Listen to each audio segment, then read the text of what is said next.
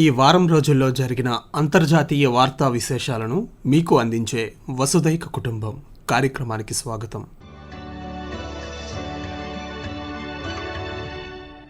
భారత ప్రధానమంత్రి నరేంద్ర మోదీ 2 రోజుల పాటు ఇజ్రాయెల్లో పర్యటించారు.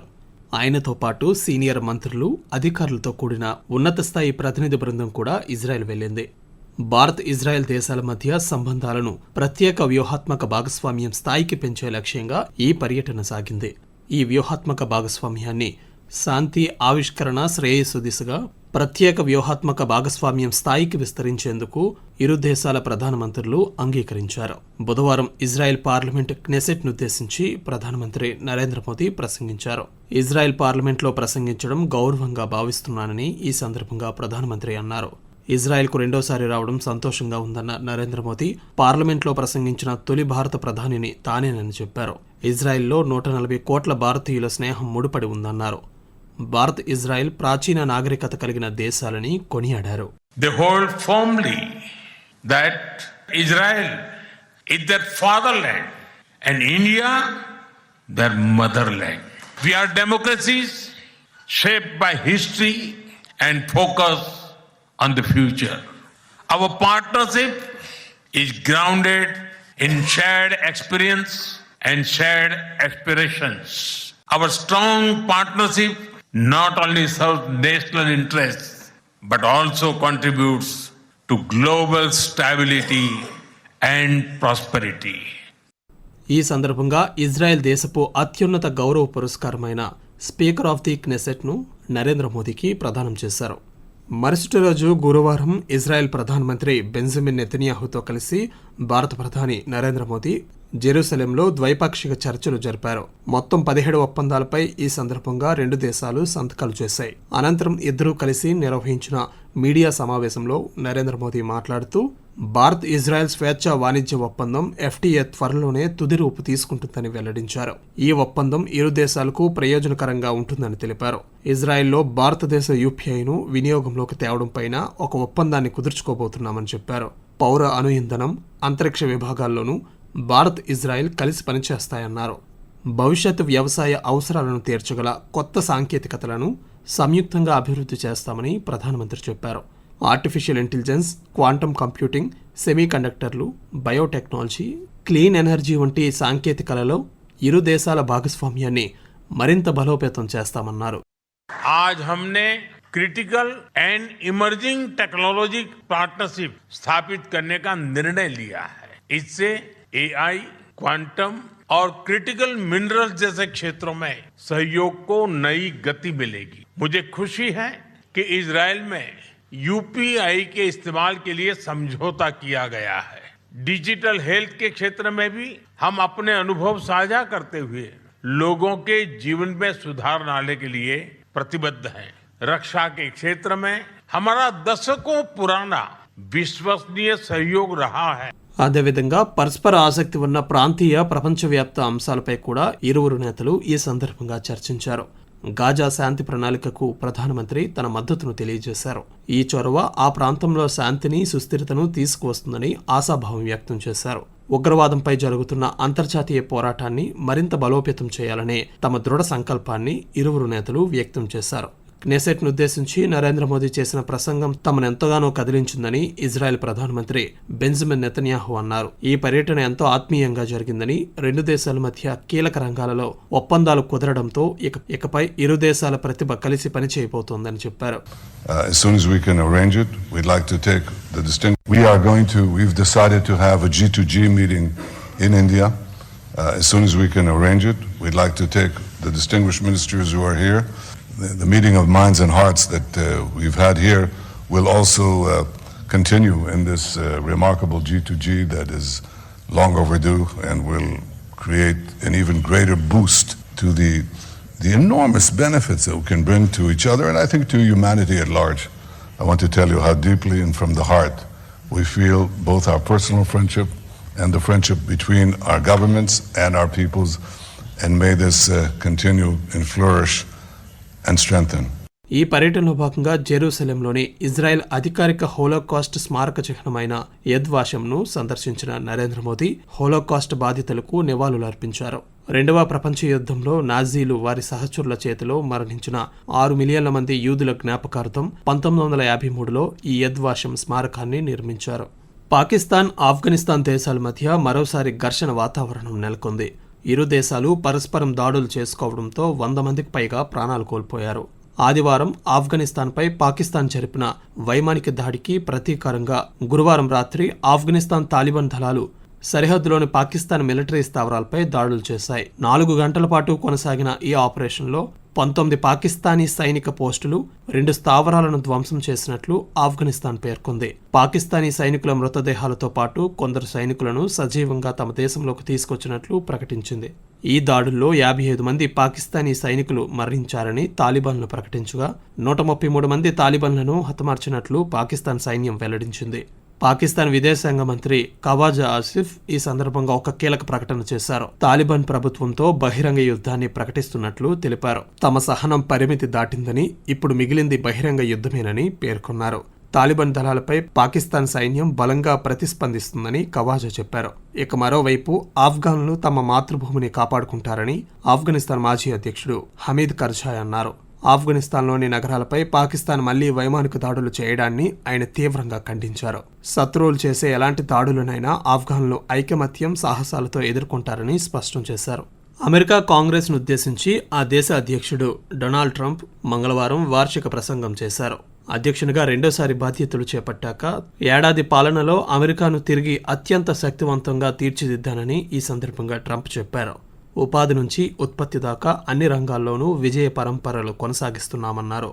తొలి 10 నెలల్లోనే ప్రపంచవ్యాప్తంగా 8 యుద్ధాలను ఆపానని ఈ సందర్భంగా ఆయన పునరుద్ఘాటించారు.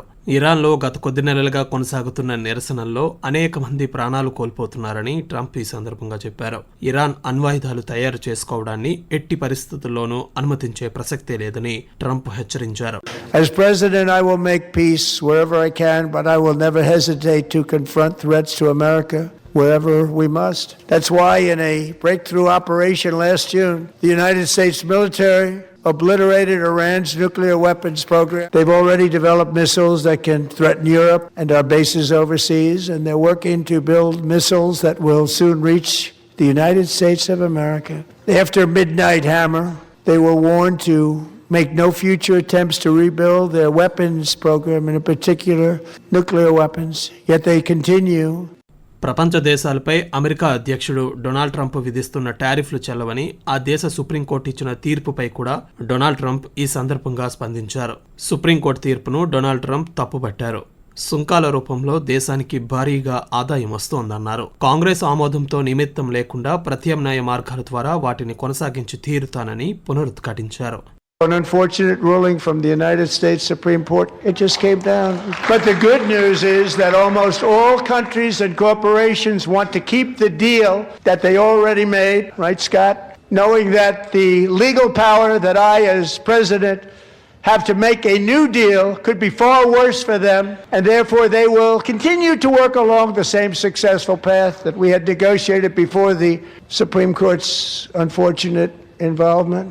So despite the disappointing ruling, these powerful country-saving, it's saving our country, the kind of money we're taking in, peace-protecting.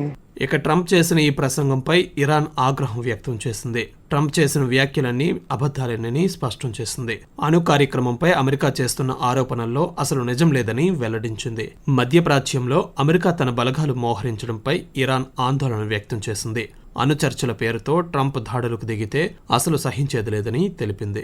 ఇదిలా ఉండగా అమెరికా ఇరాన్ మధ్య ఉద్రిక్తతలు తీవ్ర స్థాయికి చేరుకున్నాయి. ఇరాన్ అణు కేంద్రాలపై దాడులు చేయాలని అమెరికా అధ్యక్షుడు ట్రంప్ యోచిస్తున్న నేపథ్యంలో జెరూసలంలోని అమెరికా రాయబార కార్యాలయం కీలక ఆదేశాలు జారీ చేసింది. తక్షణమే ఇజ్రాయెల్ను వదిలి వెళ్లాలంటూ అమెరికా రాయబారి మైక్ హక్బీ రాయబార కార్యాలయ సిబ్బందికి ఆదేశాలిచ్చారు.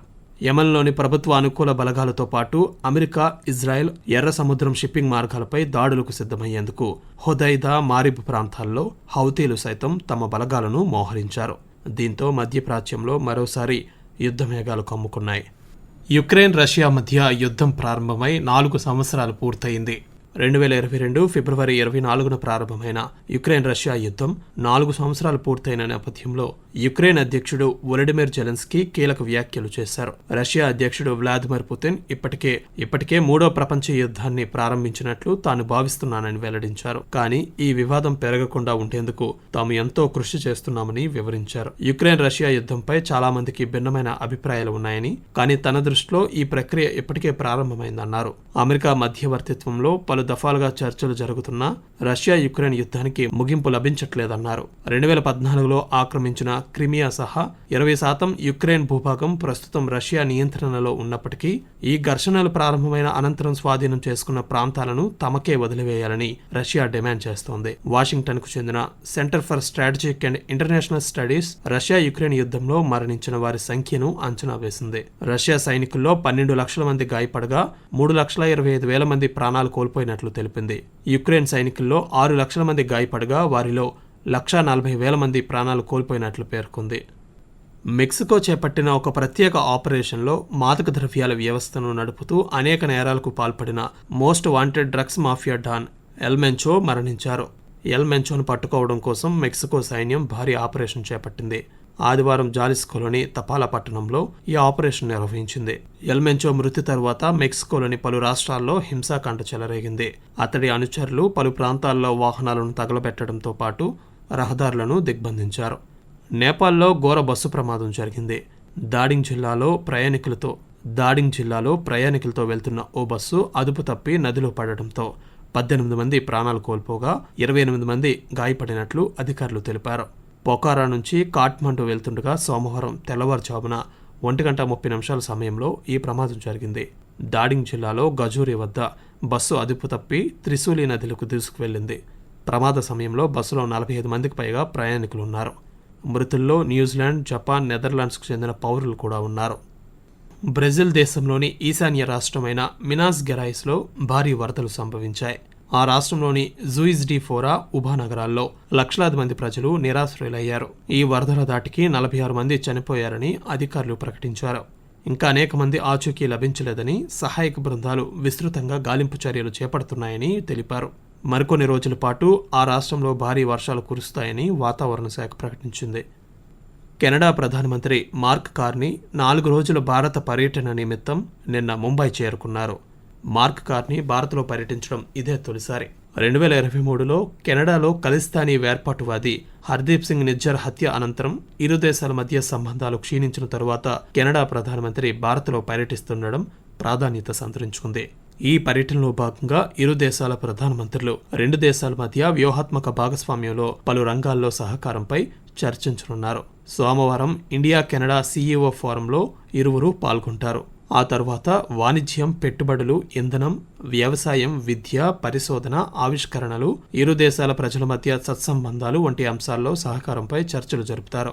మార్క్ కార్నీ భారత్కు బయలుదేరడానికి ముందు కెనడా ఒక ప్రకటన విడుదల చేసింది. తమ దేశంలో జరిగిన హింసాత్మక నేరాలతో భారత్కు ఎలాంటి సంబంధం లేదని పేర్కొంది.